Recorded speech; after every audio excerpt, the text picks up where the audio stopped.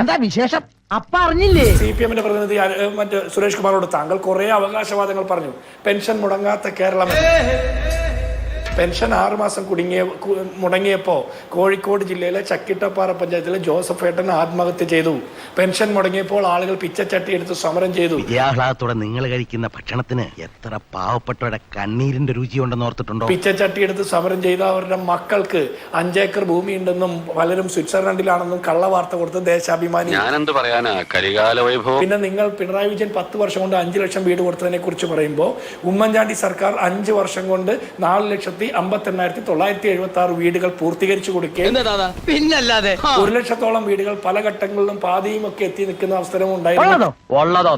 അവൻ പിന്നെ കള്ളം പറയും. കേരളത്തിൽ ഒരു പ്രധാനപ്പെട്ട മാധ്യമ സ്ഥാപനമായിട്ടുള്ള റിപ്പോർട്ടർ ചാനൽ 150 ഏക്കറിൽ 300 വീടുകൾ പണിതു കൊടുക്കും. 150 ഏക്കറിന്റെ ടൗൺഷിപ്പ് ഉണ്ടാക്കും. ഇവൻ നമ്മക്ക് പണിയുണ്ടാക്കുമെന്നാണ് തോന്നണേ. ഈ 4 ബെഡ്റൂമുള്ള വീടുകൾ, 3 ബെഡ്റൂമുള്ള വീടുകൾ എന്നൊക്കെ ആൻഡ് ഓഗസ്റ്റിനും അരുൺകുമാറും ഒന്നിച്ചു നിന്ന് തള്ളിയല്ലോ. അവരോട് നിങ്ങൾ വീട് എവിടെയാണെന്ന് ചോദിച്ചോ? ഒരു കയ്യബദ്ധം. നിങ്ങൾ റിപ്പോർട്ടർ ചാനൽ പോലെ ഒരു ഉത്തരവാദിത്തപ്പെട്ട മാധ്യമ സ്ഥാപനം അങ്ങനെ ഒരു പ്രഖ്യാപനം നടത്തിയിട്ട് അതിനെക്കുറിച്ച് ഒരു അന്വേഷണം നടത്തിയോ? സർക്കാർ കൈമാറിയ 178 താക്കോൽ വാങ്ങിയ ആളുകൾ ആ വീടുകളിൽ താമസിക്കുന്നുണ്ടോ? ശ്രീജയെ ഞാൻ വെല്ലുവിളിക്കുന്നു. നിങ്ങൾ ലൈവായിട്ട് ആ താമസിക്കുന്ന ആളുകളുടെ ദൃശ്യങ്ങൾ നാളെ കാണിക്കാൻ പറ്റുമോ? കാണിക്കാൻ പറ്റില്ല. DYFI പണിത് കൊടുക്കാമെന്ന് പറഞ്ഞ വീടെന്താ പണിയാൻ? അതിന് തന്നാരും വിളിച്ചില്ല. അവര് ചെക്ക് കൈമാറിയതുമായി ബന്ധപ്പെട്ട അക്കൗണ്ട് ഡീറ്റെയിൽസ്, അതിന്റെ പലിശ വാങ്ങിയതുമായി ബന്ധപ്പെട്ട സംശയം, ചെക്ക് കൈമാറി എന്ന് പറയുന്ന ഡേറ്റ്, അവര് CMDRF-ലേക്ക് ചെക്ക് കൈമാറി എന്ന് പറയുന്നു. ഞാനൊരു സത്യം പറഞ്ഞ് വിശ്വസിക്കൂ.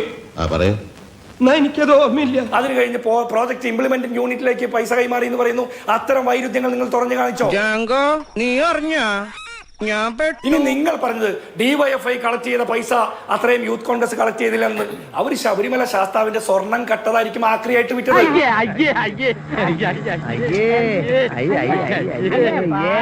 ഞങ്ങൾ പാവപ്പെട്ട യൂത്ത് കോൺഗ്രസ്സുകാർ ഞങ്ങളുടെ സംഘടനാ സംവിധാനത്തിൽ ഞങ്ങൾ ചെറിയ ചെറിയ ന്യൂസ് പേപ്പർ ചലഞ്ച്, ചെറിയ ചെറിയ ചലഞ്ചുകൾ നടത്തി കിട്ടിയ പൈസയാന്നേ.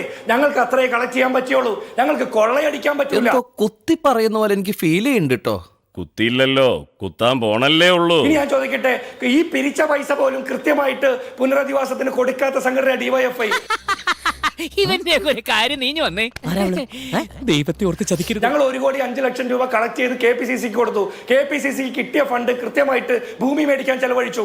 നിങ്ങൾക്ക് പരിശോധിക്കാമല്ലോ. അതൊക്കെ നാട്ടുകാർക്ക് അറിയാവുന്ന കാര്യം അല്ലേ? ഞങ്ങൾ ഭരിക്കാത്ത സംഘടനയാ, ഭരണമില്ലാത്ത സംഘടനയാ. ഞങ്ങൾ ഞങ്ങളുടെ ഡീറ്റെയിൽസ് പറഞ്ഞു. കേരളം ഭരിക്കുന്ന പാർട്ടിക്ക് അന്വേഷിക്കാമല്ലോ. ഇത് ഇത്രയും വലിയ കുരിശാവുന്ന ഞാൻ CPM അക്കൗണ്ടിലൂടെ പണം സമാഹരിച്ചു എന്നുള്ള വാർത്ത നിങ്ങൾ ഇതിനു മുമ്പ് റിപ്പോർട്ട് ചെയ്തിട്ടുണ്ടോ? അങ്ങനെ പറയരുത്. പിന്നെ എങ്ങനെ പറയണം? CPM അഖിലേന്ത്യാ കമ്മിറ്റി പിരിച്ചത് 93 ലക്ഷം രൂപയല്ലേ? അഖിലേന്ത്യാ കമ്മിറ്റി. അപ്പൊ അവരുടെ കഴിവ് കേടാണോ? ഇത് വടി കൊടുത്ത് അടി വാങ്ങുന്ന പരിപാടിയാണല്ലോ ബാബു. ഓരോ സംഘടനകൾക്കും ഓരോ കഴിവ്.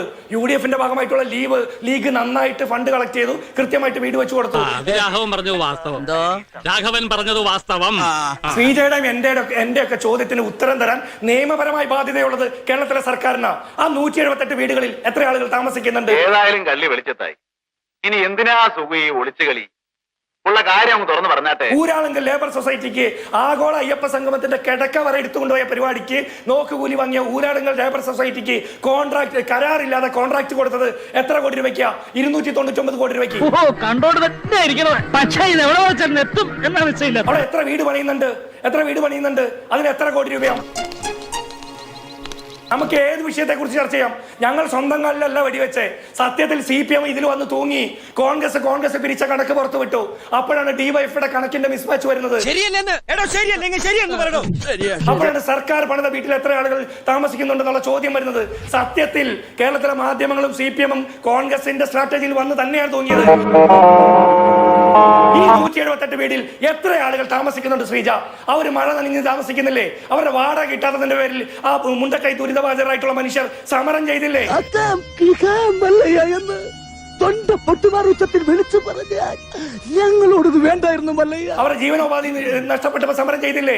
ഈ സർക്കാർ എവിടെയായിരുന്നു? രാഹുൽ ഗാന്ധിയുടെ നേതൃത്വത്തിൽ 40 കുടുംബങ്ങൾക്ക് 5 ലക്ഷം രൂപ വെച്ച് കൈമാറി. നമ്മുടെ ഗവൺമെന്റ് എന്തൊക്കെ ജനങ്ങൾക്ക് കൊടുത്തു. കൂടുതലും വാഗ്ദാനങ്ങളാ കൊടുത്തത്. നീക്കി കൊടുത്ത 52 വീടുകൾ നിങ്ങൾ എന്താ കൊട്ടിഘോഷിച്ച് വാർത്ത കൊടുക്കാത്തത്?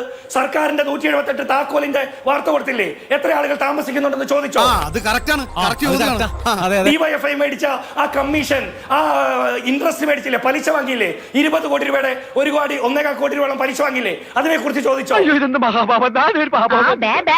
ഇനി ഇങ്ങനെയൊക്കെ പാടുള്ളൂ. ഡിവൈഎഫ്ഐ ഇടയ്ക്കിടയ്ക്ക് കൊടുത്ത ആ ചെക്കുകൾ ആരുടെയായിരുന്നു? വ്യാജ ചെക്കല്ലേ?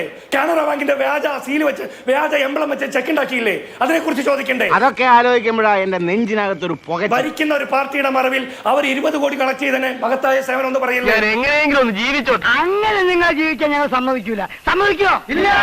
ഇവിടുത്തെ യഥാർത്ഥ പ്രശ്നം എന്ന് പറയുന്നത് നിറഞ്ഞു നിൽക്കുന്ന മാവിൽ നമ്മുടെ നാട്ടിലൊരു പഴഞ്ചൊല്ലുണ്ട്, വഴിയെ പോകുന്നവരും വരുന്നവരും ഒക്കെ കല്ലെറിയും എന്ന ഒരു ചൊല്ലുണ്ട്. ഇവൻ നമ്മളെ കുഴപ്പിക്കാനുള്ള പരിപാടി, ഇവനിതിൽ എന്തോ കൈയുണ്ട്.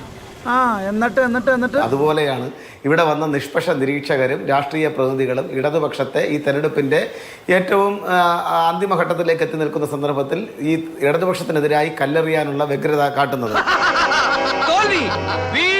ഇവിടെ നിരീക്ഷകരായിട്ടുള്ള ആളുകളടക്കം രാഹുൽ ഗാന്ധി എന്തോ വലിയ പടക്കത്തിന് തിരികൊളുത്തി എന്നുള്ള രൂപത്തിൽ പറഞ്ഞു.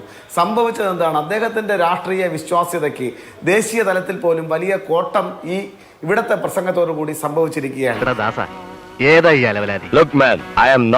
ഇന്ത്യയിലെ ഏറ്റവും പ്രധാനപ്പെട്ട രാഷ്ട്രീയ നേതാവായിട്ടുള്ള സോണിയാഗാന്ധിക്കൊപ്പം സ്വർണം കട്ടവനും വിറ്റവനും കൂട്ടുനിന്നവനും ഒക്കെ ഒറ്റ ഫ്രെയിമിൽ വന്നത് എങ്ങനെയെന്നതിനെ സംബന്ധിച്ച് ഇത്രയും കാലമായിട്ട് ഈ നീർക്കോലിക്ക് ഒരു ഇംപ്രൂവ്മെന്റ്സ് ഉണ്ടായില്ല. പാർട്ടിയുടെ ജനറൽ സെക്രട്ടറിക്ക് ഞാനൊന്ന് പറഞ്ഞു പൂർത്തീകരിക്കട്ടെ. എന്തോന്നാടോ ഇത്? എവിടെ നിന്ന് കിട്ടിയോടോ ഈ ഉണ്ടാക്കണേ? ഇതിനെ സംബന്ധിച്ച് കൃത്യമായ ഒരു എക്സ്പ്ലനേഷൻ AICCക്ക് നൽകാൻ വേണ്ടി സാധിച്ചിട്ടില്ല. ഞാൻ പ്രതീക്ഷിച്ചിരിക്കുകയായിരുന്നു. ആരോപണം ഉന്നയിച്ചിട്ട് പോയാൽ എനിക്ക് ആരോഗ്യത്തിന് നല്ലത്. പിന്നെ ദുരന്ത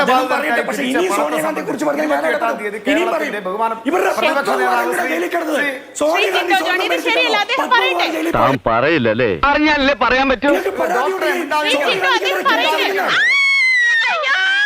നിങ്ങൾ പോറ്റി സ്വർണം കട്ട കേസ് അറിഞ്ഞിട്ട് നിങ്ങൾ